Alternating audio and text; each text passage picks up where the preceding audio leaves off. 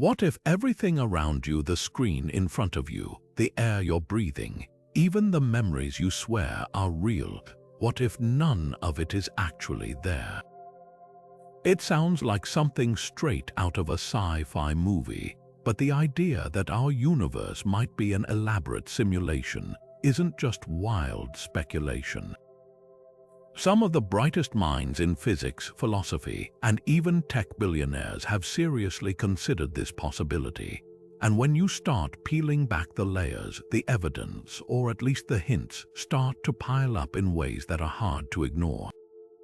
Think about the last time you played a video game. The characters move, react, and even seem to make choices, but deep down, you know they're just lines of code following a script. Now imagine if we're those characters and some advanced civilization out there is running the program. Sounds far-fetched, maybe, but here's the twist. Science itself keeps uncovering weird glitches in reality, like particles that change behavior when observed, or the unsettling fact that the universe seems to run on mathematical rules too precise to be accidental. Even our everyday tech, from virtual reality to artificial intelligence, is inching us closer to creating worlds indistinguishable from real life. So if we're heading there, who's to say it hasn't already happened? In this video, we're diving into 30 mind-blowing ways the universe could be a simulation from the quantum quirks that make physicists scratch their heads to the eerie parallels between our world and the hallmarks of a designed system. Some clues hide in plain sight, buried in the laws of physics. Others lurk in the unexplained mysteries of consciousness and perception. And yes, we'll even talk about why some experts think pop culture, from The Matrix to ancient myths, might be onto something. Whether you're a skeptic or a believer, one thing's certain: by the end, you'll never look at reality the same way again. So let's press start and see what's really behind the screen. Take a deep breath and think about this. When you zoom in far enough on a digital image, you eventually hit tiny squares of color, the pixels that make up the whole picture. Now, what if reality works the same way? Scientists have discovered something eerily similar in the fabric of the universe itself: the Planck length. It's the smallest possible unit of space, roughly a trillionth of a trillionth the size of an atom. Anything smaller, and the laws of physics as we know them break down entirely. This isn't just a random quirk. It suggests the universe might have a built-in resolution limit, just like a screen. Physicist Max Tegmark has explored this idea in depth, arguing that our reality could be fundamentally mathematical, a vast, intricate calculation running on some cosmic computer. If that's true, the Planck length might be the universe's version of pixels, the smallest bits of space-time that can't be divided further. Picture zooming into matter like a cosmic microscope: atoms, particles, then what? Instead of smooth, continuous reality, we might hit a grid-like structure, a digital scaffold holding everything together. Even stranger, quantum mechanics shows particles behave differently when unobserved, as if they're only rendering when we look, almost like a video game optimizing performance by only loading what's on screen. Here's where it gets mind-bending. If the universe is a simulation, the Planck length would be its base code, the indivisible unit that keeps everything running without crashing from infinite detail. Ancient philosophers once wondered if reality was made of tiny, unbreakable parts today. Science might be proving them right, just in a way they never imagined. And if that's the case, who or what is holding the controller? Now let's talk about something even stranger: quantum mechanics behaving like a glitchy video game. You've probably heard of the double-slit experiment, where particles like electrons act as both waves and particles depending on whether we're watching. When unobserved, they spread out like waves, creating an interference pattern. But the moment you turn on the detector, boom, they snap into definite positions like particles. It's as if the universe is cutting corners, only rendering the details when someone's looking. This observer effect has baffled scientists for decades, but in a simulation, it makes eerie sense. Think of a video game optimizing performance. Distant scenery stays blurry until you get closer, saving processing power. Could quantum behavior work the same way? Particles in superposition existing in multiple states at once might just be the universe's way of delaying the render until observation forces it to pick a state. Nobel laureate Eugene Wigner took this further, suggesting consciousness itself might be the trigger that collapses these possibilities into reality. In other words, the simulation might not bother calculating every particle's exact path until a conscious observer shows up to check. Here's another parallel. In modern games, objects only load when a player approaches them, saving memory. Quantum entanglement, where particles instantly influence each other across vast distances, could be a similar optimization. Instead of calculating each particle's state individually, the simulation might just link them with a simple if-then rule, creating the illusion of faster-than-light communication. It's a shortcut, a way to keep the program running smoothly without overloading the system. So what does this mean for us? If quantum weirdness really is evidence of a simulated universe, then the glitches we're seeing aren't bugs, they're features. The universe might be running on a set of clever, energy-saving algorithms, and we're just starting to crack the code. And if that's true, the next question is inevitable: who wrote the program? Ever notice how perfectly the universe seems to fit together? The speed of light, the strength of gravity, the charge of an electron, these aren't just random numbers. They're precise, unchanging constants that make life, and even reality itself, possible. Tweak any one of them even slightly, and atoms wouldn't form, stars wouldn't ignite, and the cosmos as we know it would collapse. It's as if someone dialed in these values with impossible precision. And that raises a haunting question: why are they so perfectly fine-tuned? Stephen Wolfram, a physicist and computer scientist, has a provocative answer. He suggests the universe might be a vast computational system, running on a network of simple rules that generate complexity, much like how a few lines of code can create intricate fractals or chaotic weather patterns. Wolfram's computational universe theory explores how fundamental laws might emerge from something akin to a cosmic algorithm. Imagine a digital kaleidoscope where basic mathematical operations spin out galaxies, particles, and even consciousness itself. The eerie perfection of physical constants, those could just be the default settings of the program. Here's where it gets even wilder. Scientists have found that many of these constants appear to be fine-tuned for life. Take the cosmological constant, which governs the expansion of the universe. If it were slightly stronger, matter would have flown apart before stars could form. Slightly weaker, and everything would have collapsed back into a black hole. The odds of these numbers landing in the exact narrow range needed for existence: astronomically low, unless, of course, they were chosen. Some argue this points to a designer, but in a simulated universe, there's another explanation. Those constants might just be the developer's input parameters. Think of a video game's physics engine. Gravity, friction, and momentum are all adjustable sliders in the code. Change one, and the entire game behaves differently. Our universe's settings might follow the same logic, preset by whatever, or whoever booted up the simulation. And then there's the math itself. From the golden ratio in sunflowers to the fractal patterns of coastlines, nature seems obsessed with geometric perfection. Even empty space buzzes with mathematical activity, like the Fibonacci sequence unfolding in a nautilus shell, or the way galaxies arrange themselves in spirals that mirror equations. If reality is a simulation, math might not just describe it, math might be it. The universe could literally be made of numbers humming along in some unfathomable processor. So next time you look up at the stars, consider this: their beauty, their order, even their existence might not be accidental. They could be the output of a grand equation ticking away in the background. And if that's true, the biggest mystery isn't why the universe is so mathematically perfect, it's who left the numbers running. Ever notice how predictable people can be during rush hour?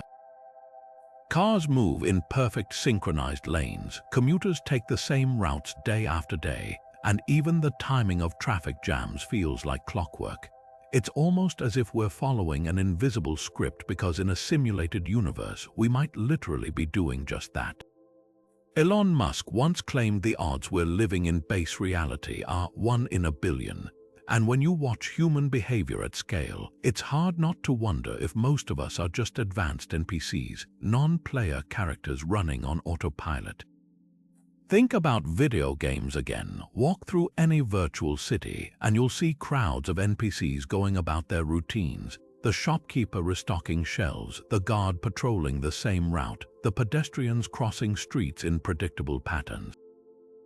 Now look at real life. Office workers flock to coffee shops at the same time each morning. Stadiums fill and empty with choreographed efficiency. Even our social interactions follow unwritten scripts. How's the weather? Fine, thanks. If reality were a simulation, these repetitive loops could be optimization tactics, reducing the processing power needed to simulate billions of unique human minds by recycling generic behaviors. But here's the twist. What about the outliers? History's great disruptors Einstein, Da Vinci, Mandela seem to break the mold, innovating in ways that feel more like player characters steering the narrative. In game terms, they'd be the users controlling avatars while the rest of us operate on subroutine.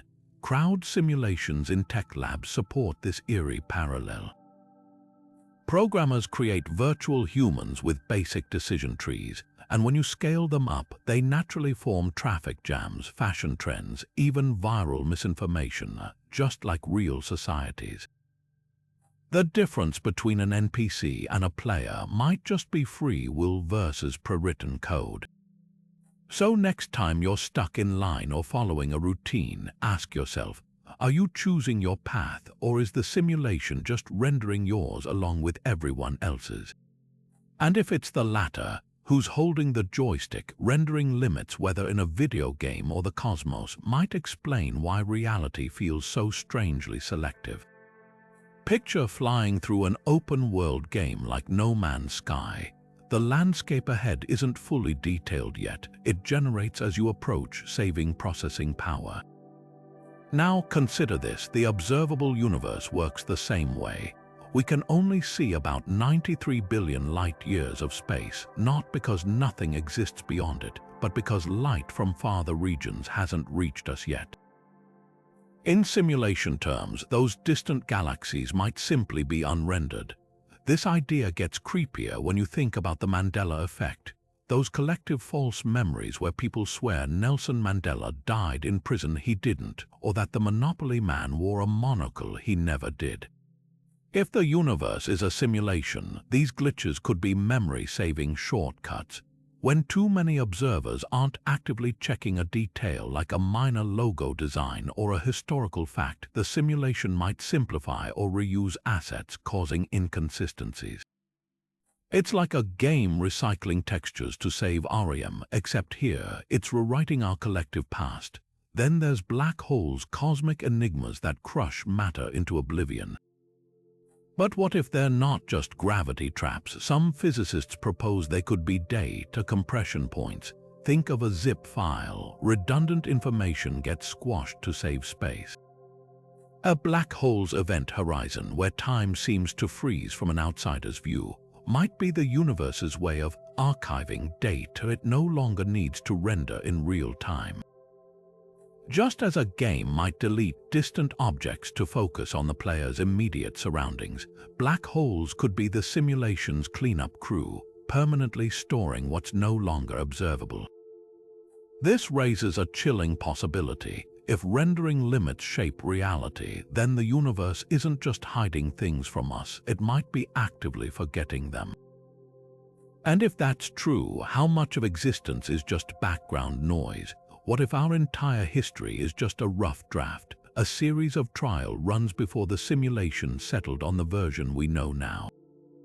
Ancient myths are full of lost civilizations, Atlantis sinking beneath the waves, advanced empires like Lemuria vanishing without a trace. even the dinosaurs, rulers of the Earth for over 160 million years, were wiped out in what looks like a cosmic reset button. Could these be evidence of earlier builds, beta versions of reality that got scrapped or rebooted? Think about how game developers test their worlds before release.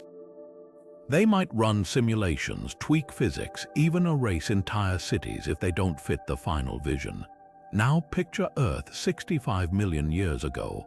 Asteroids strike, ecosystems collapse, and dominant species vanish almost like a system wipe to make room for new content. The dinosaurs weren't failures, they were prototypes, and when the programmers wanted to try something different, say mammals with bigger brains, they triggered an extinction-level update. Mythology adds another layer. Cultures across the globe share eerily similar stories of floods, fires, and gods remaking the world. The Babylonian epic of Gilgamesh, the biblical Noah, even Mayan legends all describe catastrophic do-overs. These could be garbled memories of past simulation iterations, like fragments of deleted save files lingering in collective consciousness. Even stranger, some myths read like patch notes Greek gods, debugging humanity by sending Pandora's box, or Hindu cosmology describing universes that cycle through creation and destruction like software updates. Then there's the ruins we can't explain. Göbekli Tepe, a 12,000-year-old temple with carvings of animals that shouldn't have existed in that region. The Antikythera mechanism, an ancient Greek computer too advanced for its time. If the simulation reused assets or glitched during rendering, could these be leftover artifacts from an older build, like outdated textures accidentally left in a game's code? The unsettling implication: we might be living in someone else's polished final draft until the next reset comes. And if that's true, how many versions of us got deleted before this one stuck? Those strange lights in the sky, the ones that vanish without warning or dart at speeds far beyond human technology, what if they're not aliens at all, but maintenance crews for the simulation? UFO sightings have been dismissed as weather balloons, secret military tech, or mass hallucinations, but there's another possibility. They could be debuggers, entities patrolling the system for glitches before we notice them.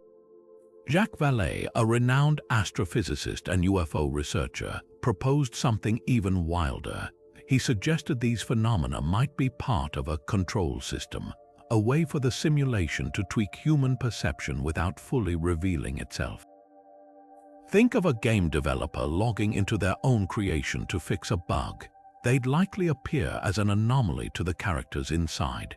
UFOs might operate the same way, slipping in and out of visibility when the simulation's admins need to adjust the code. Declassified Pentagon footage adds fuel to this theory. Watch those now famous Navy pilot videos, objects accelerating instantly, making 90-degree turns at thousands of miles per hour, defying known physics. Then poof, they're gone. In a simulated universe, this isn't magic, it's a cloaking mechanism. Just as a programmer might toggle an object's visibility in a virtual environment, these craft could be switching off their rendering to observers when their task is done. Even their behavior fits a debugging narrative. Witnesses often describe UFOs hovering near nuclear sites or power grids, critical infrastructure that, if flawed, could crash the simulation. In 1967, Malmstrom Air Force Base reported 10 nuclear missiles mysteriously deactivating as a glowing red orb hovered nearby. Coincidence? Or a sysadmin preventing a catastrophic glitch? The real kicker, Vallée noted that UFO encounters frequently mirror the era's tech. In the 1940s, people saw rocket ships. In the digital age, they report black triangles resembling stealth aircraft. If the simulation is adjusting its interface to match human expectations, that's not just clever design, it's a way to avoid breaking immersion. So next time you see a UFO, ask yourself, was that an alien or someone running a diagnostic? Deja vu, that spine-tingling feeling you've lived this exact moment before, down to the flicker of a streetlight or the way someone clears their throat. Most shrug it off as a brain hiccup, but in a simulated universe, it could be something far more unsettling, a lag in the system. Imagine playing a video game when suddenly the screen stutters. For a split second, you see a frame that hasn't fully loaded yet, a ghost of what's coming next. That's déjà vu in a nutshell, your brain momentarily catching a glimpse of a moment before it's fully rendered. Neurologists have traced déjà vu to the hippocampus, the brain's memory hub. Sometimes it misfires, tagging a new experience as something already stored, like a faulty timestamp in a database. But what if that glitch isn't random? In a simulation, memory and perception are just data streams. A brief delay between input and processing could create a cache error, where the present gets briefly stored as a past memory before you've even finished experiencing it. Think of it like a video game auto-saving mid-action, then accidentally reloading that save a millisecond later. The result, an eerie overlap between now and a memory that never actually happened. Games offer a perfect parallel. Ever had a glitch where an NPC repeats the same line twice, or a cutscene stutters and replays a snippet? That's essentially déjà vu in code.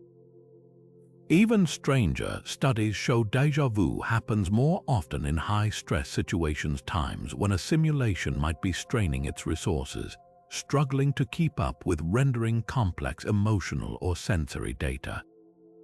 The kicker, some people experience chronic déjà vu where every moment feels like a repeat. In a simulated world, that wouldn't just be a glitch, it'd be a critical warning sign. Like a corrupted save file looping endlessly, it hints at something deeper, a system struggling to maintain the illusion of continuity. So next time you get that uncanny, "I've been here before" sensation, ask yourself, was that really your brain misfiring, or was the simulation buffering? Walk through any crowded city at 8 in the morning, and you'll see something uncanny, a river of people moving in perfect sync, pouring out of subway stations, crossing streets with robotic precision, funneling into glass towers like clockwork. It's almost hypnotic how predictable we are. The same coffee orders, the same small talk, the same exhausted sigh at the end of the day. Now imagine pressing fast forward on that scene. Time-lapse footage of commuters reveals something unsettling. We're not just creatures of habit, we're following invisible tracks like NPCs in a grand open-world game where most of the population is running on autopilot. This isn't just about routine. Studies show that over 40% of our daily actions are habitual unconscious loops hardwired into our brains to save energy. In a simulated universe, that efficiency makes perfect sense. Why waste processing power rendering unique decisions for billions of people when you can recycle a handful of behavioral templates? Video games do this all the time. Crowds in Grand Theft Auto or Assassin's Creed aren't individually programmed. They follow simple scripts: walk here, idle there, react if the player gets too close.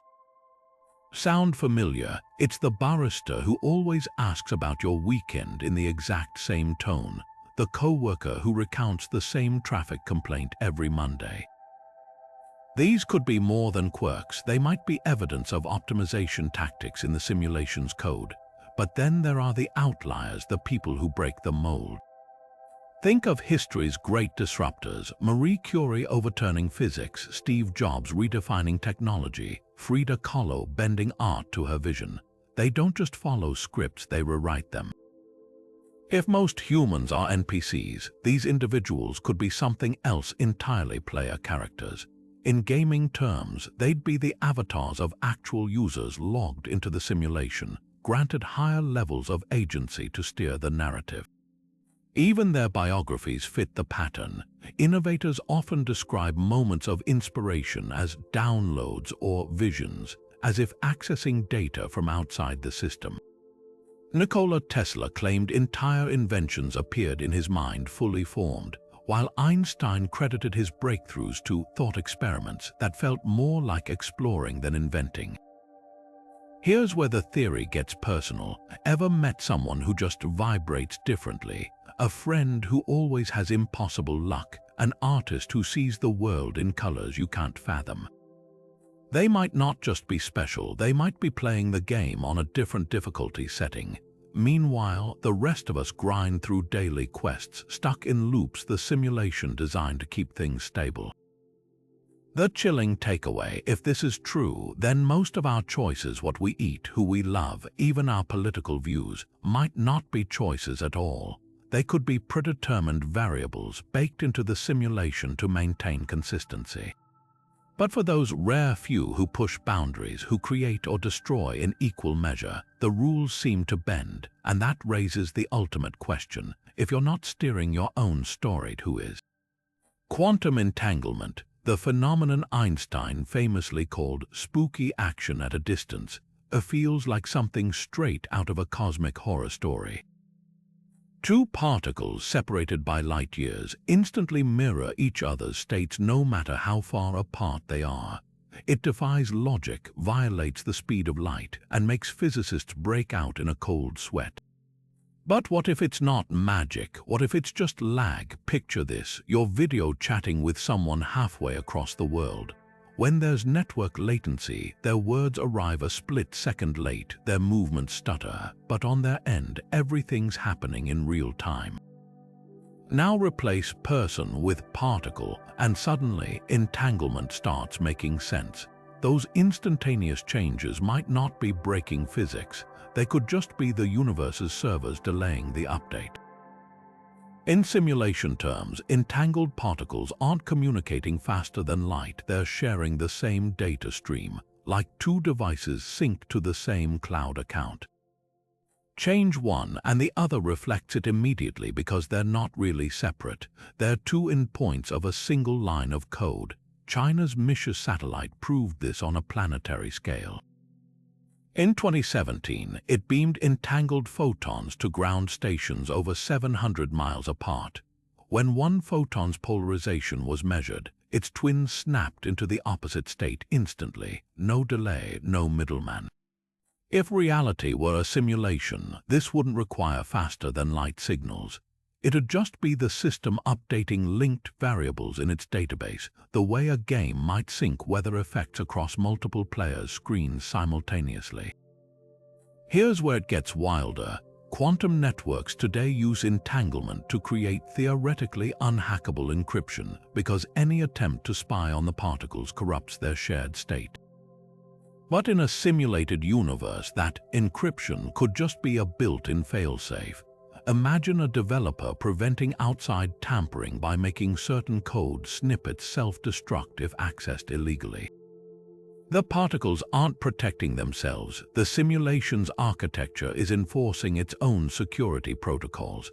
So the next time someone calls entanglement spooky, remember, it might just be the universe's Wi-Fi struggling to keep up. And if that's true, the real question isn't how particles communicate, it's who's running the server. Ever close your eyes and suddenly find yourself in a world where gravity doesn't apply, where long-dead relatives offer cryptic advice, or where you're back in high school but can't find your locker. Dreams feel like glitches in the Matrix, private realities where the rules bend and break. But what if they're not just random neural fireworks? What if dreams are your personal offline mode, a sandbox where the simulation lets your consciousness run local experiments without affecting the main server? Neuroscientists have peeked inside dreaming brains using MRI scans, and what they found is eerily familiar to gamers. During REM sleep, your visual cortex lights up as if you're seeing real images. Your motor cortex fires like you're running or flying, yet your body lies perfectly still. It's uncannily like a virtual reality headset feeding your mind input while the physical avatar stays idle. Even stranger, the prefrontal cortex, the part responsible for logic and self-awareness, goes quiet. That's why dreams feel so real in the moment. The debugger that normally questions reality is offline. Now, imagine gaining admin privileges in that private simulation. Lucid dreamers, people who realize they're dreaming and seize control, describe summoning objects, rewriting landscapes, even time traveling with a thought. It's the closest thing to real-life console commands. Want to teleport? Just think about a location. Need to respawn after a nightmare? Force yourself to wake up. Some advanced lucid dreamers report accessing what they call the void, a blank space behind the dream where they claim to interact with the simulation source code itself. Skeptics call it fantasy, but the brain scans don't lie. During lucidity, the prefrontal cortex abruptly re-engages, as if the player just grabbed the controller. Here's where it gets speculative. If dreams are offline instances, why do we have them at all? One theory: they're nightly system updates.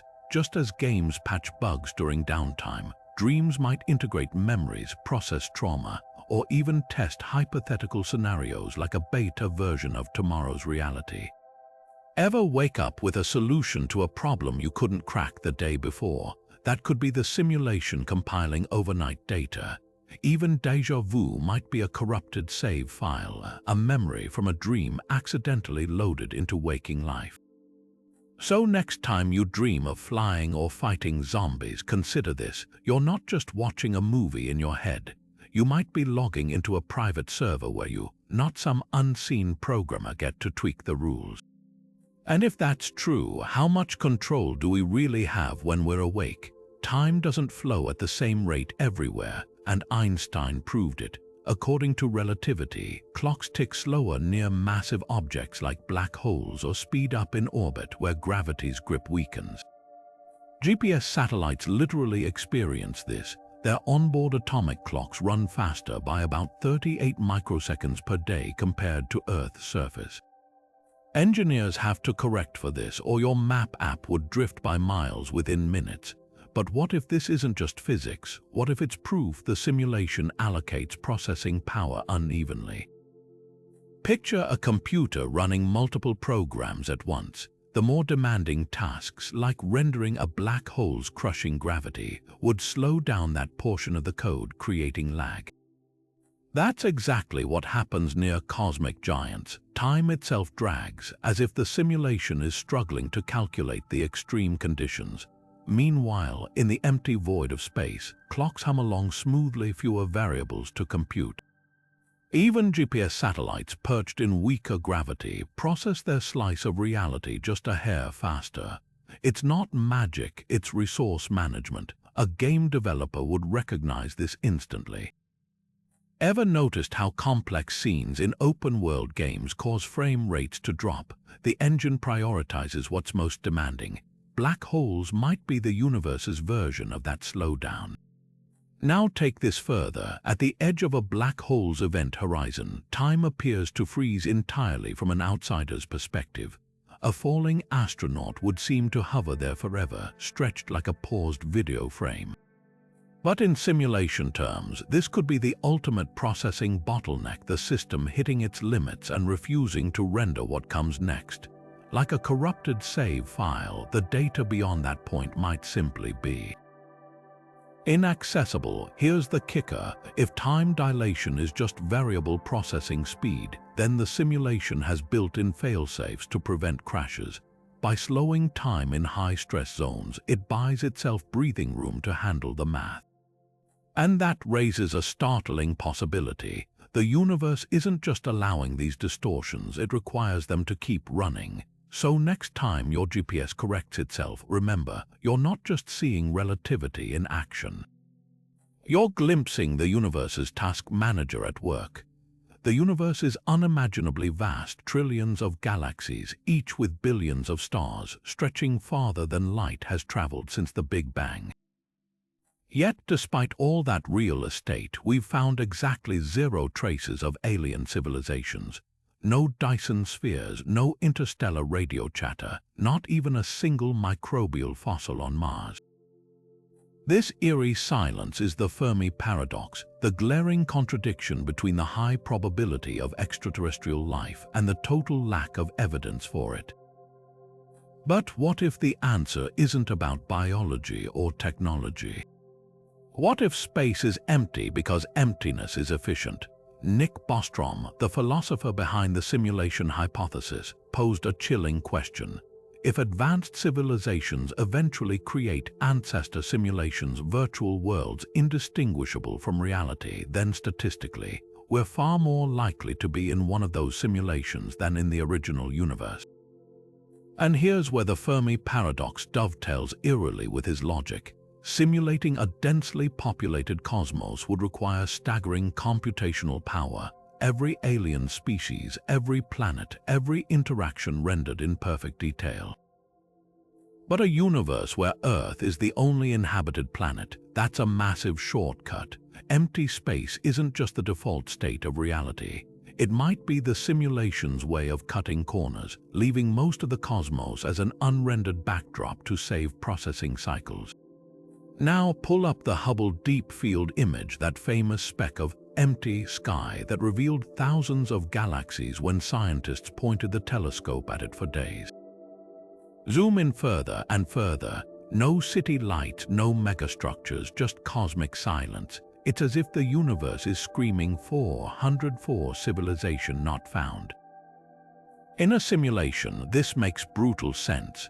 Why populate a million worlds with hypothetical aliens when one will do? The same way a video game doesn't render entire continents if the player never visits them, our universe might be keeping the lights off everywhere except Earth. But here's the unsettling implication. If we are alone, it's not because life is rare. It might be because we're the only part of the simulation deemed worth rendering. And if that's true, the next question isn't where is everyone? It's what happens when the programmers decide we're no longer worth the processing power. Ever catch yourself lost in thought and wonder what is a thought really? That flicker of nostalgia when you smell fresh cut grass, the sting of jealousy when a coworker gets praised, even the way your favorite song gives you chills. None of these feel like mere electrical signals in your brain. They feel real, vivid, undeniably yours. This raw, subjective experience is called qualia, and it's one of consciousness's greatest mysteries. But in a simulated universe, qualia might not be proof of our rich inner lives. They might just be the user interface. Think of the last time you used a smartphone. You didn't tap into its binary code directly. You swiped through colorful icons, felt the satisfying buzz of feedback, heard the chirp of notifications. None of those sensations exist inside the phone's processor. They're illusions. A sleek UI translating cold computations into something intuitive. Now apply that to your mind. The warmth of sunlight, the bitterness of coffee, the ache of heartbreak. What if these aren't the real workings of consciousness, just the simulation's way of making its data streams digestible? Integrated information theory, or EIT, offers a spine-tingling parallel. Developed by neuroscientist Giulio Tononi, it suggests consciousness arises from the density of connections within a system, whether biological or synthetic. The more integrated the information, the richer the experience. Picture a thermostat, a simple input-output, no inner life, but a human brain, trillions of synapses firing in layered feedback loops, creating a self-referential storm dense enough to feel itself feeling. In a simulation, this could mean qualia are the output of an algorithm fine-tuned to make us believe we're more than code. Now, visualize your thoughts as binary, not metaphorically, but literally. Neuroimaging already shows neurons firing in patterns eerily similar to digital circuits. Brain-computer interfaces let paralyzed patients type by imagining handwriting, their neural signals decoded into ones and zeros. If consciousness is code, then every memory, every emotion, even that song stuck in your head could be a precise data stream, cascading like the green matrix rain. The difference, instead of Keanu Reeves seeing it, you are the program experiencing its own output. Here's the twist: if qualia are just UI, what's beneath the interface? Some theorists argue raw consciousness might be nothing but pure math, a swirling ocean of information with no color, no sound, no self. The simulation wraps this chaos in sensory packaging so we don't short-circuit from the truth.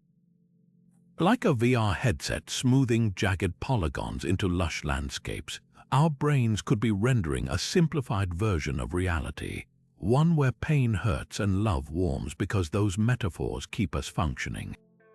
So next time you get lost in a sunset, ask yourself, are you truly seeing beauty or just reading the output of a cosmic debug menu? And if it's the latter, who or what is running the compiler?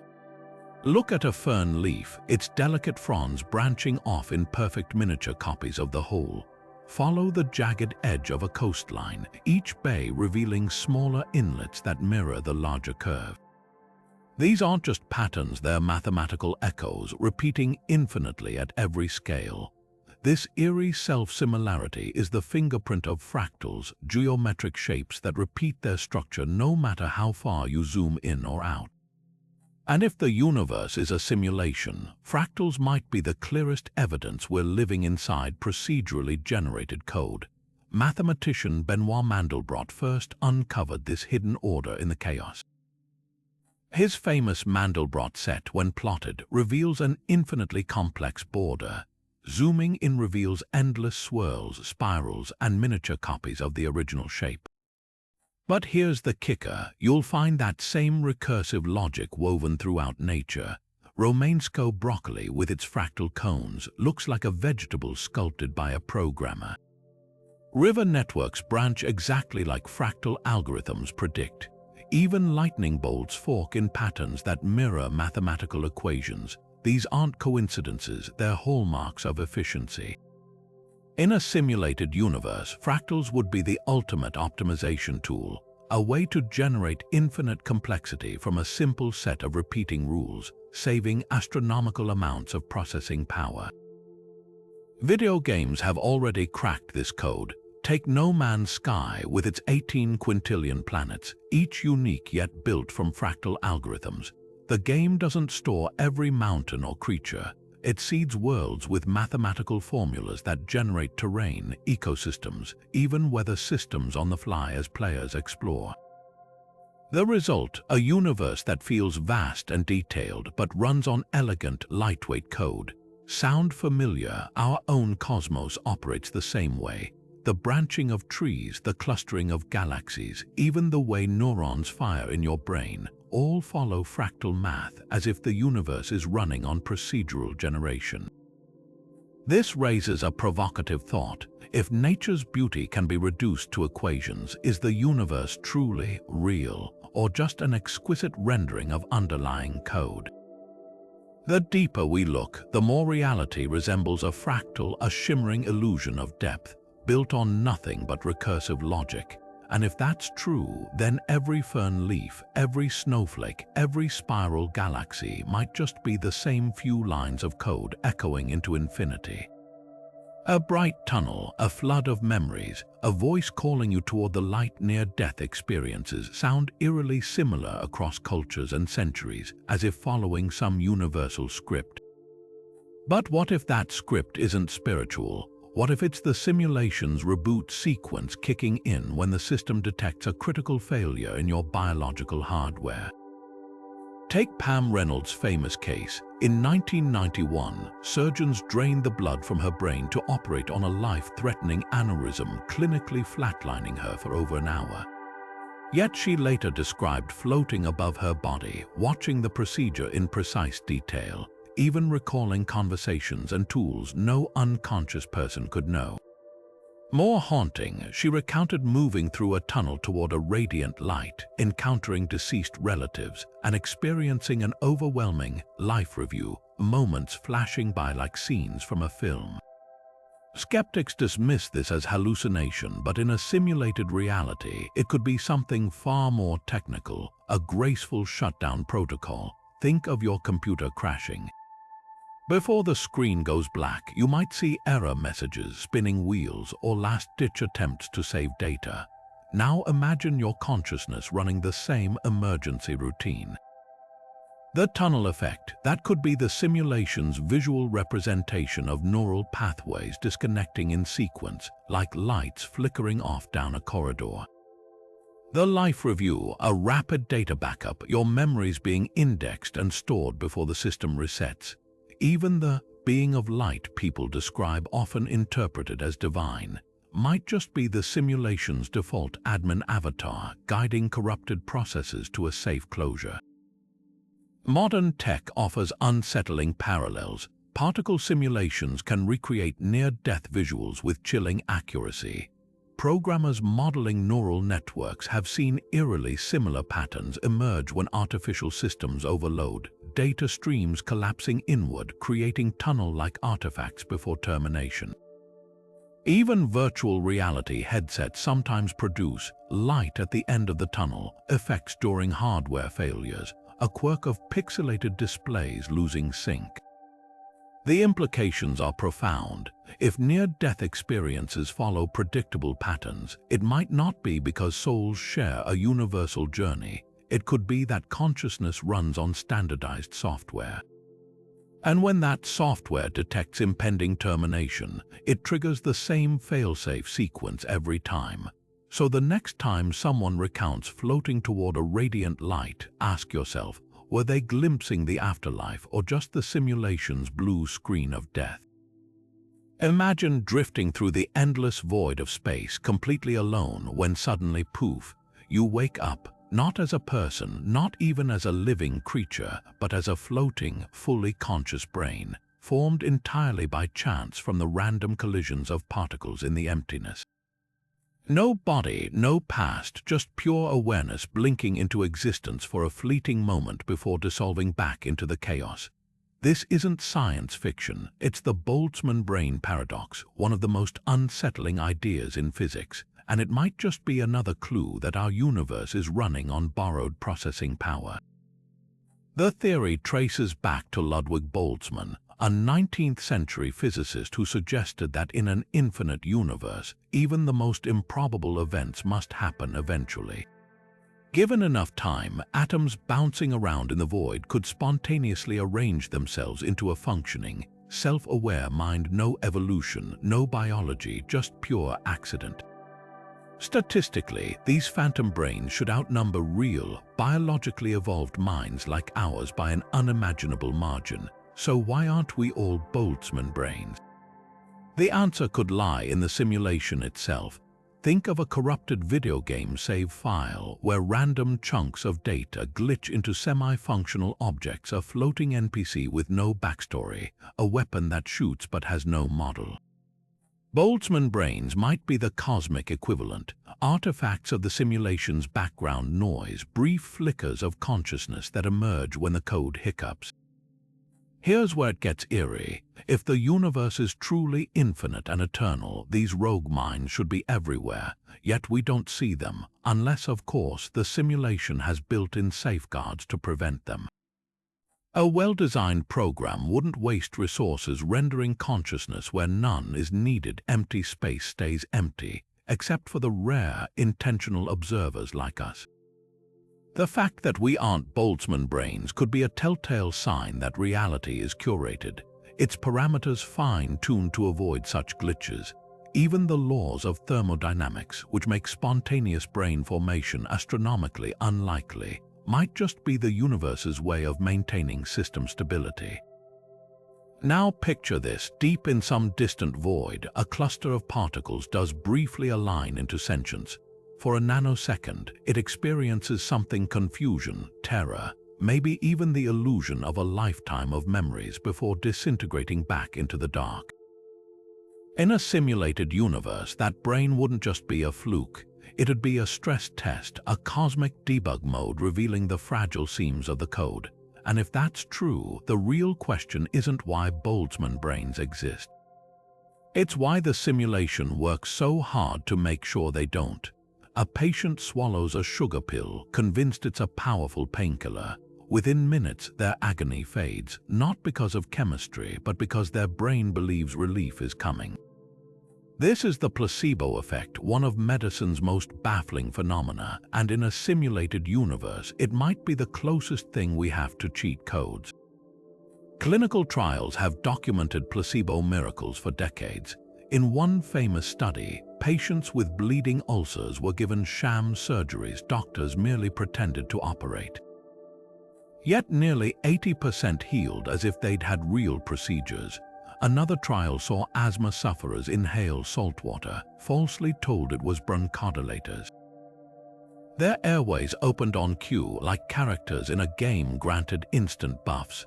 These aren't flukes. Brain scans reveal placebos triggering real dopamine rushes, immune responses, even inflammation reduction, all without active drugs. It's as if the body accepts the mind's input like admin commands, overriding its own programming with sheer expectation. Think of a video game where typing God mode makes you invincible. The placebo effect works similarly, just through biological syntax. Take Parkinson's patients given fake dopamine pills. Their trembling eases because their brains simulate the missing neurotransmitter, like a program emulating hardware it doesn't have. Even more surreal, the nocebo effect, where negative beliefs manifest physical harm. Patients warned a pill causes headaches get headaches despite the pill being inert. In simulation terms, this is glitch exploitation consciousness altering its own rendering by tweaking the settings. Modern medicine accidentally proves how deep this goes. Pharmaceutical companies now struggle to outperform placebos in trials, with some real drugs working only marginally better than sugar pills. Antidepressants, for instance, show nearly identical efficacy to placebos for mild depression, as if the brain's healing protocols activate just by believing they should. Even surgeries aren't immune. A 2014 study found fake knee operations where surgeons merely pretended to operate relieved pain as effectively as real ones. The body responds not to scalpels but to the story it's told about them. Here's where simulation logic kicks in. If reality is code, the placebo effect might be a debug feature left active, a backdoor allowing consciousness to modify its own variables. Video games hide these all the time. Speedrunners exploit glitches to clip through walls or spawn items by manipulating memory addresses. Placebos could be our version of that, a way for the mind to access shortcuts in the simulation's health algorithms. After all, why waste resources rendering actual drugs when belief alone can trigger the same outcome? The implications are staggering. If a sugar pill can mend ulcers or ease Parkinson's, what else might we hack with pure expectation? Chronic pain, aging, the limits aren't in biology, they're in the permissions the simulation grants our minds. And if that's true, the greatest medical breakthroughs might not come from labs, but from learning to rewrite our own source code. Remember the Berenstain Bears, that beloved children's book series with the friendly bear family, except wait, some of you are absolutely certain it was spelled Berenstein. No amount of old book covers or Wikipedia entries can shake that memory loose, and you're not alone. Millions of people share this exact false recollection, along with other bizarre mismatches like Sinbad starring as a genie in a 90s movie called Shazam He Never Did, or the Monopoly Man sporting a monocle, nope, just a top hat. These aren't just misremembered facts, they're Mandela Effect's collective false memories so pervasive they feel like glitches in reality itself. And in a simulated universe, they might be exactly that, leftover artifacts from version updates we weren't meant to notice. Take a closer look at the evidence. Side-by-side comparisons of Berenstain versus Berenstein show an eerie dissonance, fans tearing through childhood books, stunned to find the A glaring back at them. Others swear they recall Nelson Mandela dying in prison during the 80s. He was released in 1990 and passed away in 2013. The sheer volume of people sharing these identical false memories defies normal forgetfulness. It's as if chunks of the past were quietly rewritten, leaving only faint psychic residue. But if the universe is a simulation, that's not so far-fetched. Games and software update all the time, tweaking details without fanfare. What if reality does the same? Now, here's where it gets really weird. CERN, the European Organization for Nuclear Research, home of the Large Hadron Collider, has jokingly referenced timeline-altering experiments. In 2016, they posted a tweet claiming to have displaced Higgs bosons into other timelines, followed by a cheeky, "Don't blame us if reality seems different." Just a prank, maybe, but conspiracy theorists point out that Mandela Effect spiked around the same period. Coincidence, or a tongue-in-cheek admission from the lab that might be probing the fabric of reality itself? Some speculate particle collisions could destabilize the simulation's code, causing unintended rollbacks or patches. Imagine a developer tweaking a game's dialogue files, only to realize thousands of NPCs suddenly reference lines that no longer exist. The kicker: our brains might be wired to hide these glitches. Cognitive scientists suggest the mind constantly edits memories to fit current narratives, stitching over inconsistencies like a seamstress repairing torn fabric. But in a simulation, that repair could be a feature, not a bug, a way to smooth over updates and maintain immersion. So the next time someone insists Pikachu's tail was definitely black-tipped or that Looney Tunes was Toons, ask yourself, did we all misremember, or did the universe quietly hit save? You step off the curb without looking, tires screech, a horn blares, but somehow, impossibly, you find yourself back on the sidewalk unharmed. Or maybe it's that time you choked on food, blacked out.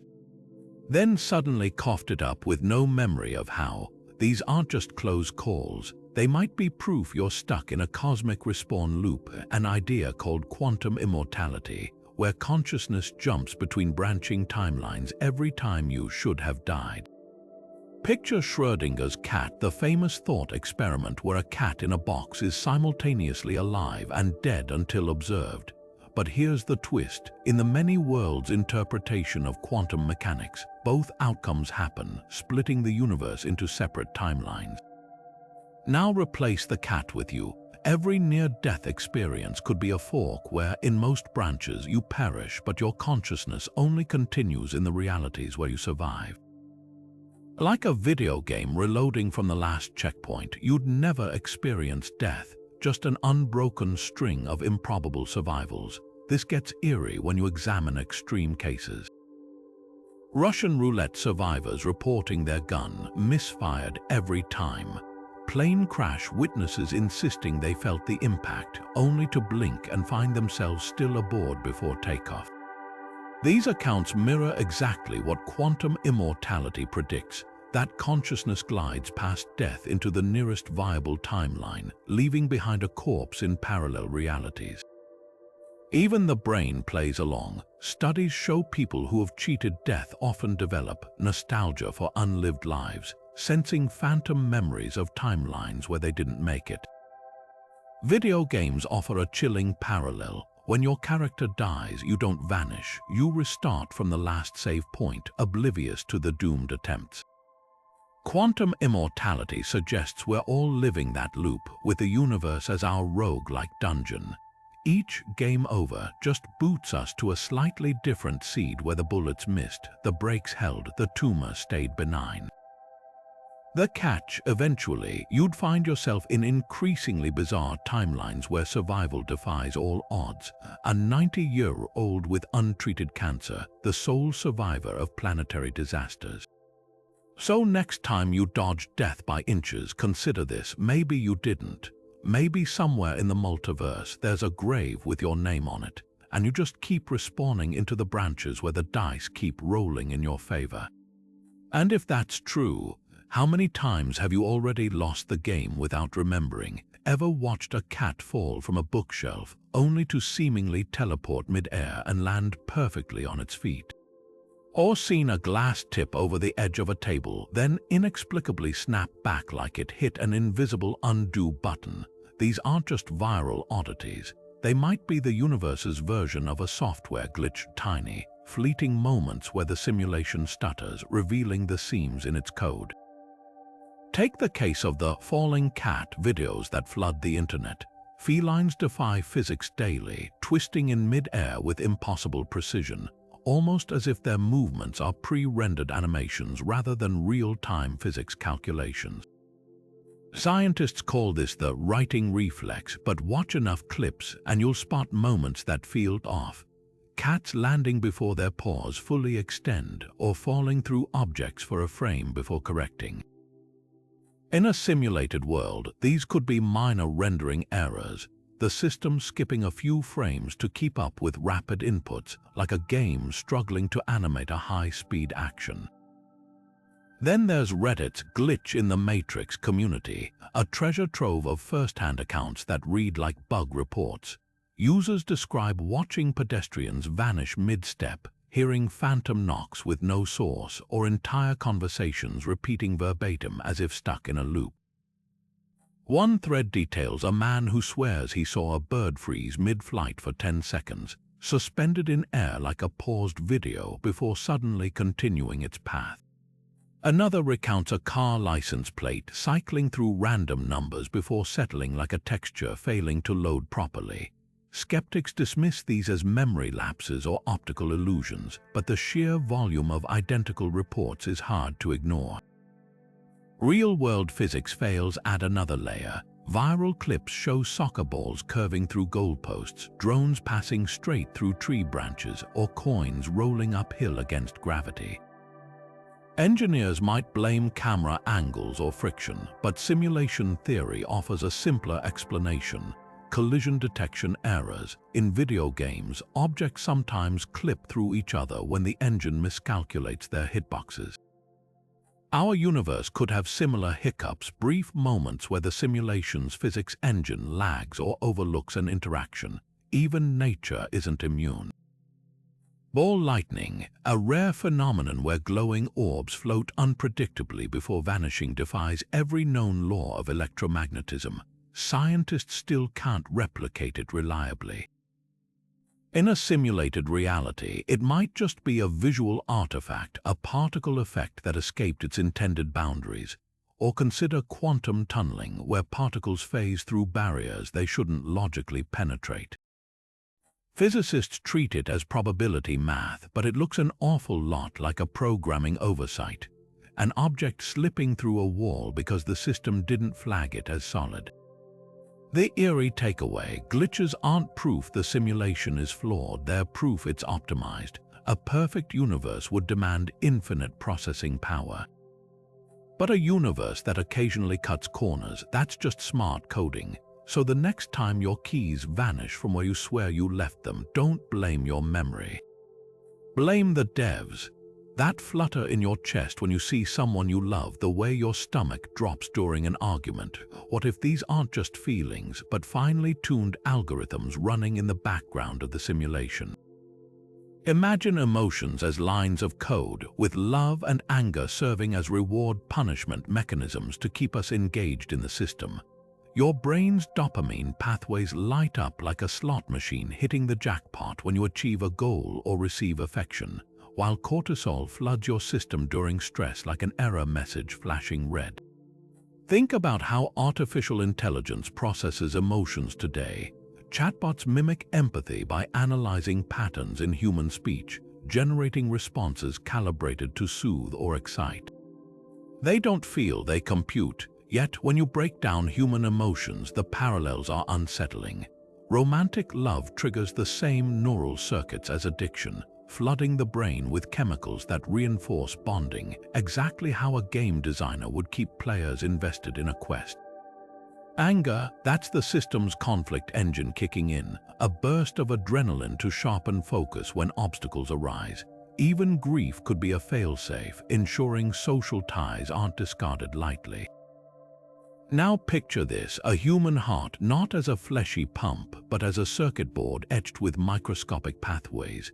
Each valve and artery functions like a resistor or capacitor, regulating emotional currents. When you're lovesick, it's not poetry, it's a voltage spike in the anterior cingulate cortex. Jealousy isn't passion, it's a feedback loop between the amygdala and prefrontal cortex, fine-tuned over millennia to protect social hierarchies. Modern antidepressants support this eerie model. SSRI don't add new emotions, they tweak neurotransmitter levels like adjusting sliders in a simulation settings menu. Patients report feeling numb or balanced, as if the system's intensity dial was turned down.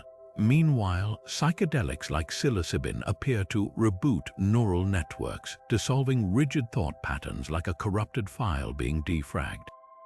The unsettling implication: if emotions are algorithms, then free will might just be an illusion crafted by the simulation's reward system.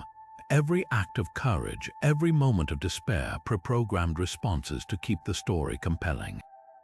But here's the twist: even if love is just dopamine and oxytocin scripts firing on schedule, does that make it any less real to the characters inside the code? After all, to a chatbot, every response feels original, and to a simulation, maybe the only thing that matters is that we keep playing along. Earth sits in a cosmic sweet spot, not too close to the sun to boil away its oceans, not too far to freeze solid, with just the right atmospheric mix to cradle life. Scientists call this the Goldilocks zone, but in a simulated universe, it might be less about luck and more about design. Like a game's tutorial level, carefully calibrated to ease players into the mechanics. Think about the first stage of any video game. The terrain is forgiving, hazards are minimal, and checkpoints abound. Now zoom out to Earth, gravity strong enough to hold an atmosphere but weak enough to let rockets escape, a magnetic field deflecting deadly solar radiation, even a moon perfectly sized to stabilize our planet's tilt. These aren't just happy accidents, they're the equivalent of a developer's training wheels, ensuring the simulation's protagonists have a fighting chance before confronting harder levels. Compare this to the exoplanets we've discovered. Venus, our neighbor, is a sulfuric pressure cooker hot enough to melt lead. Mars, a desiccated dust bowl with radiation levels that would crispen an astronaut within months. Then there's Kepler 438b, a habitable zone planet plagued by solar flares so violent they strip away any chance of an atmosphere. These worlds feel like unfinished maps, regions where the simulation either rushed development or abandoned balancing entirely. Venus's runaway greenhouse effect, that's a bug left unfixed. Mars's dead core, a physics parameter set too low. Even Earth's biodiversity hints at curated design. Photosynthesis converts sunlight into energy at near-perfect efficiency. Water, a molecule with bizarre properties like expanding when frozen, acts as the universal solvent for life's chemistry. These traits feel less like random chance and more like a dev kit assembled for maximum playability. After all, what game launches without testing its core mechanics?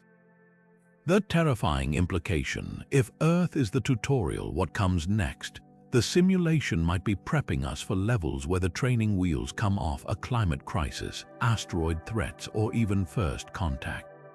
Or worse, we're still in the opening cinematics and the real game hasn't even begun. Pythagoras stood in a darkened temple over 2,000 years ago, whispering to his followers that numbers ruled the cosmos, that reality wasn't just described by math but made of it.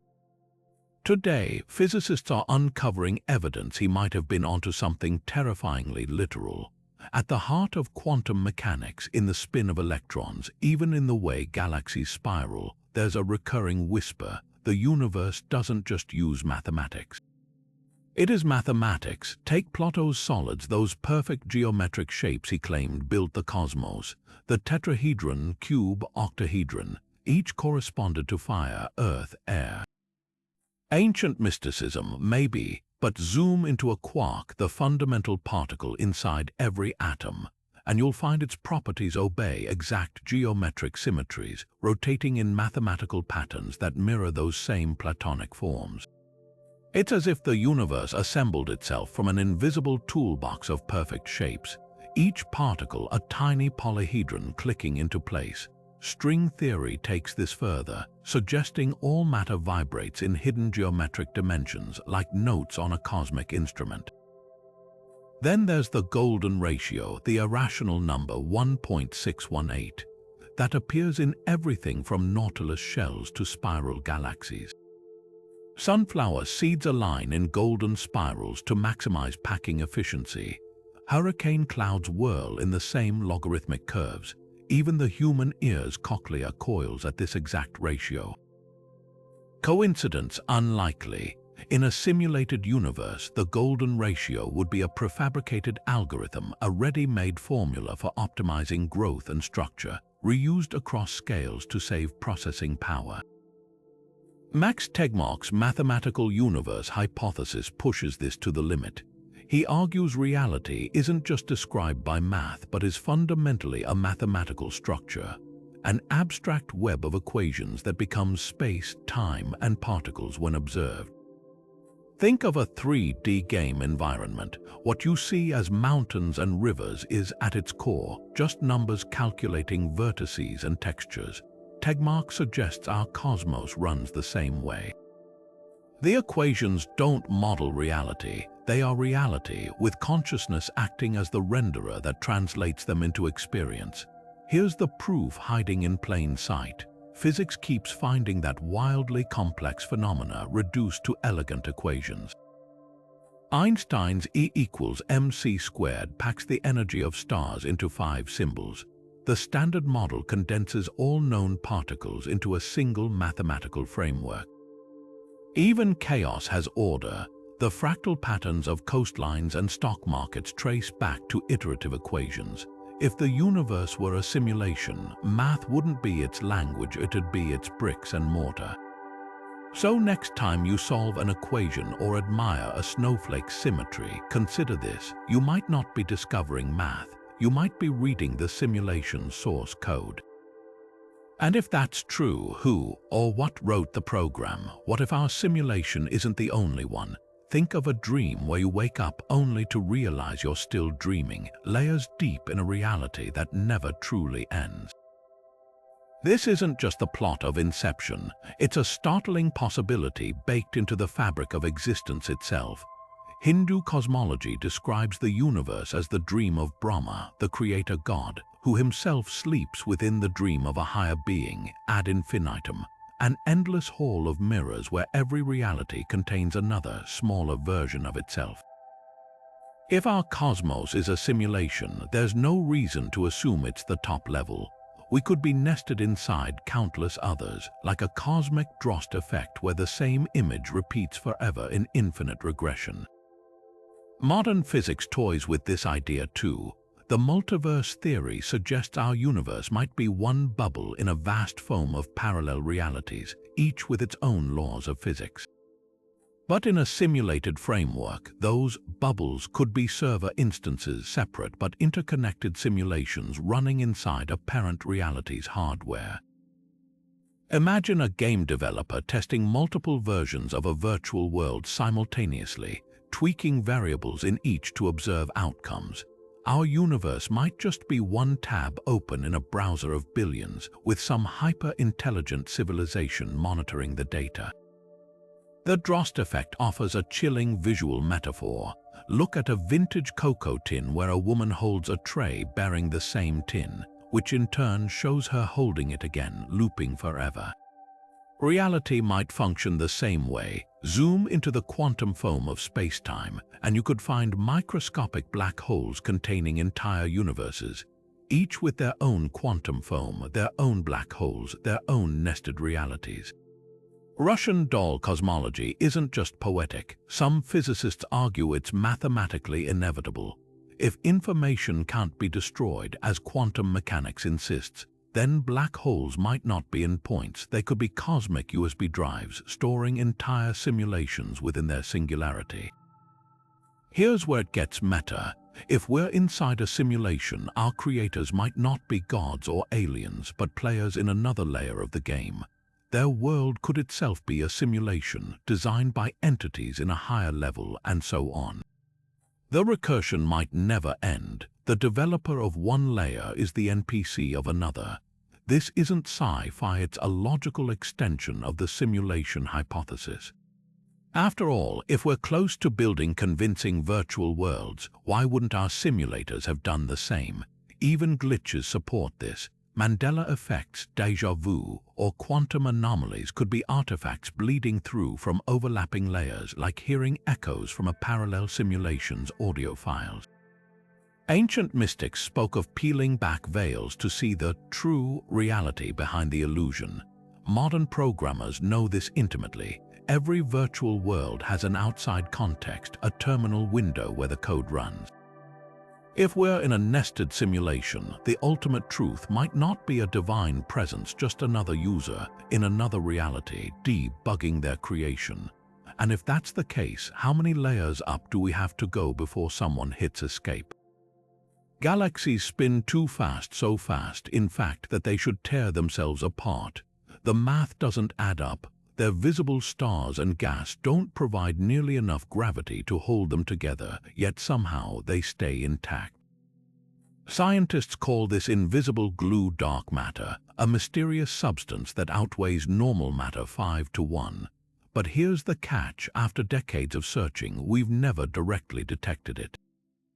Maybe that's because dark matter isn't a thing at all. It might be the universe's way of hiding its rendering shortcuts, like a video game only loading the graphics you can actually see. Think about open-world games like Skyrim or Red Dead Redemption. When you ride through a forest, the game doesn't render every leaf on every tree in the entire map that would melt your console. Instead, it loads just enough detail to trick your eye, filling the rest with low-resolution placeholders or outright emptiness. Dark matter could be the cosmic equivalent, the universe's placeholder for the gravitational calculations it hasn't bothered to fully render. The stars we see, those are the high-res assets, the missing mass holding galaxies together. That's the simulation cutting corners, substituting complex physics with a simple mathematical fix, an invisible scaffold keeping everything from flying apart. The evidence is hiding in plain sight. Look at galaxy rotation curves, the speed at which stars orbit their galactic centers. Newton's laws predict outer stars should move slower, like planets farther from the sun. Instead, they whip around just as fast as inner stars, as if glued in place by some unseen hand. Astronomers call this the missing mass problem, but in a simulated universe, it's more like a missing render problem.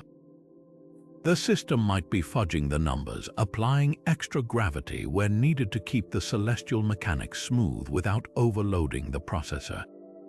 Even stranger, dark matter's distribution matches exactly what you'd expect from an optimization algorithm.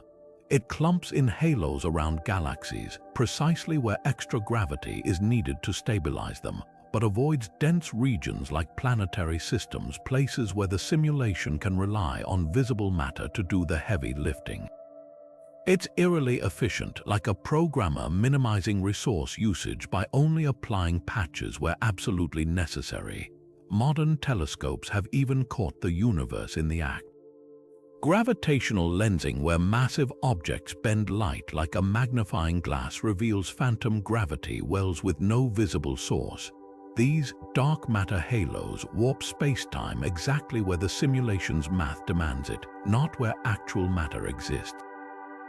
It's as if we're seeing the universe's wireframe, the underlying code peeking through the graphics. So here's the unsettling truth: dark matter might not be an undiscovered particle.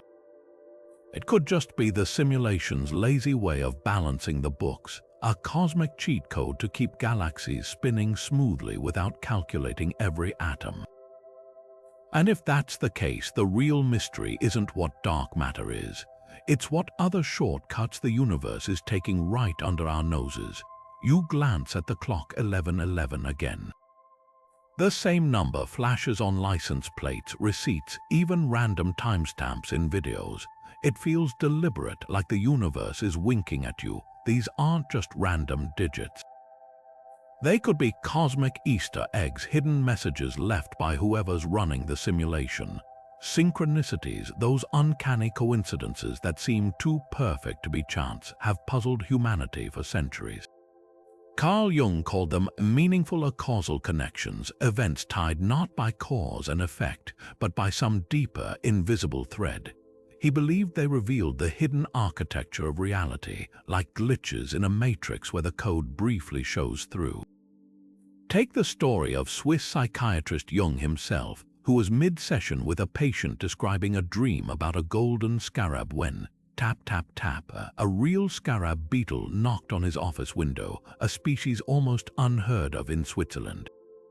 In a simulated universe, this wouldn't be luck. It'd be a scripted event, a narrative beat inserted to nudge the observer toward a realization. Now consider number synchronicities. Repeating sequences like 111 or 333 pop up with unsettling frequency for millions of people. Some dismiss it as the brain's pattern seeking bias, but in a digital construct, these could be deliberate markers. Video games hide Easter eggs all the time, cryptic codes, secret developer messages, or even hidden rooms accessible only under specific conditions. Ever played Grand Theft Auto and stumbled upon a cryptic mural pointing to a hidden conspiracy? Synchronicities might serve the same purpose in our reality, breadcrumbs left by the programmers, hinting at deeper layers waiting to be unlocked. Physics adds a chilling twist. Quantum entanglement shows particles influencing each other instantaneously across vast distances, defying classical causality. Jung's causal principle mirrors this perfectly, events connected not by physical chains but by shared meaning. Imagine the simulation's backend where certain data packets, numbers, symbols, encounters, are tagged to trigger simultaneously in unrelated contexts, creating the illusion of serendipity. It's not magic, it's metadata. Even modern tech culture leans into this. The 23 enigma, where the number 23 appears obsessively in events from Shakespeare's birth to the deaths of presidents, inspired a cult film starring Jim Carrey. Online, communities dissect synchronicities like debug logs, convinced they're clues to the simulation's rule set, and maybe they're right. If reality is code, then meaningful coincidences are its comments, notes left in the margins by devs who wanted us to peek behind the UI.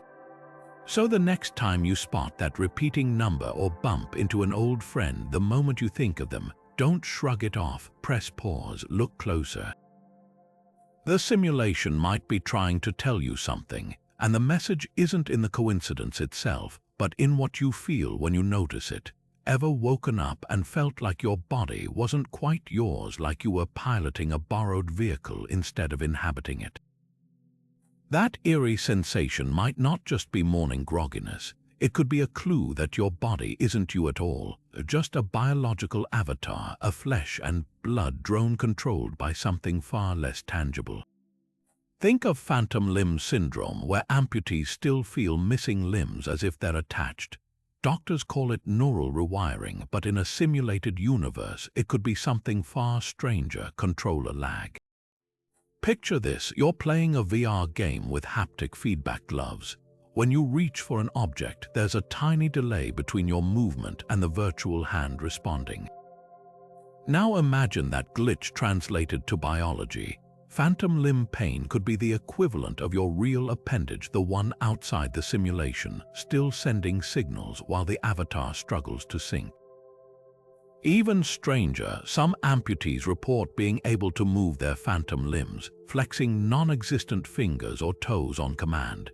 It's as if the body is just an interface and the true operator exists elsewhere, stubbornly trying to manipulate a controller that's no longer there. DNA takes this theory to another level. Scientists have mapped the human genome like a massive settings menu, genes for height, eye color, disease resistance, all adjustable in theory. CRISPR technology already lets us edit these sliders in real time, turning genes off like toggling character traits in a video game. But what if DNA isn't just a blueprint? What if it's the player customization screen from a cosmic character creator? Consider identical twins. They share identical genetic code, yet often develop wildly different personalities, allergies, even fingerprints. In a simulation, this could be users tweaking their avatars post-creation, overriding default settings through lived experience. The animal kingdom offers even weirder evidence. Cuttlefish rewrite their own RNA on the fly, adapting camouflage in real time like a player swapping skins mid-match. Octopuses edit their neural circuits, essentially reprogramming their brains to learn faster. These biological cheat codes suggest DNA might not be destiny, just the starting loadout. Even human athletes exhibit this. Through extreme training, they reshape muscle fibers and bone density, pushing their avatars beyond default parameters. The simulation doesn't prevent it, it just renders the changes. Here's the chilling part. If bodies are avatars, then death isn't an end, it's a log-off. Near-death experiencers often describe floating above their corpses like disconnected players watching a frozen screen. Reincarnation beliefs across cultures could be players respawning with new characters, their memories wiped for a fresh playthrough. Even déjà vu, that uncanny sense of repetition, might just be a previous avatar's save file bleeding through. So next time you catch your reflection, ask yourself, are you looking at you or just the costume your real self is wearing for this level? And if it's the latter, what kind of game are you even playing? Jorge Luis Borges once imagined a library containing every possible book, every combination of letters, every truth, every lie, every story ever told or that could ever exist. In his short story, The Library of Babel, this infinite archive stretches across hexagonal rooms, its shelves holding volumes of gibberish, prophetic wisdom, and everything in between, all generated by pure combinatorics. At first glance, it's a poetic metaphor, but in the context of a simulated universe, it starts to sound less like fiction and more like a blueprint, a cosmic database where reality is just one of countless possible permutations, endlessly generated and stored. Think of it like this: if the universe runs on information, then every event, every particle, every thought could be a line in a sprawling, multidimensional spreadsheet. Borges' library isn't just a fantasy, it's an eerily precise model of how procedural generation works in modern computing. Video games like No Man's Sky use algorithms to create near-infinite worlds on the fly, pulling terrain, flora, and fauna from mathematical seeds. Each planet doesn't exist until a player observes it, at which point the system renders it into being. The Library of Babel operates the same way. Its books aren't pre-written, they're procedurally generated the moment a reader opens them, their contents determined by the immutable rules of combination. Now apply that to our reality. Quantum mechanics suggests particles don't have definite states until measured, as if the universe is generating outcomes on demand, like a book whose pages only resolve into legible text when someone looks. Even the human brain might be tapping into this library. Creativity often feels less like invention and more like discovery, mathematicians stumbling upon elegant proofs, writers channeling characters who speak for themselves, musicians hearing melodies as if plucked from the air. Borges himself described this sensation, writing that authors don't create so much as unearth pre-existing works from the infinite strata of the library. The implications are dizzying. If every possible configuration of information exists somewhere in the library, then somewhere in its halls, there's a book detailing your exact life, down to the millisecond, along with infinite variations where you made different choices, born in different eras, even as different species. There's a volume containing the cure for cancer written in perfect iambic pentameter, another with the user manual for the simulation itself, and endless others filled with nothing but the letter Q repeated for 500 pages. The library doesn't distinguish between coherence and chaos, it simply generates. Modern technology is already flirting with this concept. AI text generators like GPT churn out eerily human-like prose by predicting the next word in a sequence, essentially playing Borges' library in miniature. Plug in a prompt and the algorithm pulls from a latent space of possible combinations, rendering a new book on demand. Researchers have even created digital analogs of the Library of Babel, websites where you can search for any phrase and, given enough time, find it buried in the noise of procedurally generated text. Type in the meaning of life, and somewhere in that digital infinity, the exact sentence you're reading right now already exists, waiting to be uncovered. Here's where the simulation angle snaps into focus. If reality is information, then the universe might be less a physical expanse and more a dynamic retrieval system, pulling coherent, books from the library's chaos to construct what we perceive as the present moment. Déjà vu could be the system briefly fetching the wrong volume, quantum superposition a flicker between two equally valid pages, and creativity a momentary glimpse into the stacks. Even time itself might just be the library's index, a way to organize the infinite into a linear narrative we can comprehend. So the next time you have a thought that feels too original or stumble upon a coincidence that defies odds, consider this: you might not be crafting your story. You might just be reading it aloud from a page that was always there, one thread in a tapestry of infinite text. And if that's true, the real question isn't whether we're living in a simulation, it's whether we're the authors, the readers, or simply the ink. Imagine peeling back reality like a headset, the pixels of the world dissolving at the edges as you slip past the render into the raw code beneath. This isn't sci-fi fantasy. For centuries, mystics, scientists, and psychedelic explorers have reported moments where the simulation seems to glitch, offering glimpses of an exit door. Take John Lilly, the neuroscientist who pioneered isolation tanks in the 1950s, floating in saltwater, suspended in sensory deprivation. He described encountering cosmic programmers, entities who revealed the universe as a vast computational grid. His experiments suggest consciousness might be the ultimate debug tool, a way to Alt-Tab out of the simulation's default settings. Then there's DMT, the so-called spirit molecule. Smoked or consumed in ayahuasca brews, it catapults users into realms that feel more real than waking life, populated by geometric beings who insist they're the architects of our reality. Brain scans during DMT trips show the default mode network, the brain's reality filter, shutting down like an overworked firewall. What floods in? A torrent of hyperdimensional visions, fractal cities, insectoid guides, and a pervasive sense of homecoming. Users return convinced they've accessed the source code, with reports so consistent across cultures that even skeptics pause. Could this molecule be a cosmic control plus Alt plus Del, forcing a hard reset of perception? Modern VR offers a chilling parallel. When you remove a headset, there's that disorienting blink where two realities overlap. The virtual world lingers like a ghost before snapping back to normal. Meditation masters describe near-identical transitions. Tibetan monks speak of bardo states, liminal zones between death and rebirth where the fabric of reality feels editable. Advanced practitioners claim to dissolve solid matter into luminous emptiness, as if toggling wireframe mode on the universe.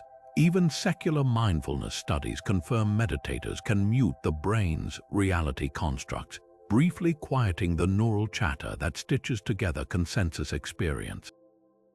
It's not hallucination, it's the rendering. So what's on the other side of the exit? Lilly's entities hinted at nested simulations, layers upon layers of reality stacked like Russian dolls.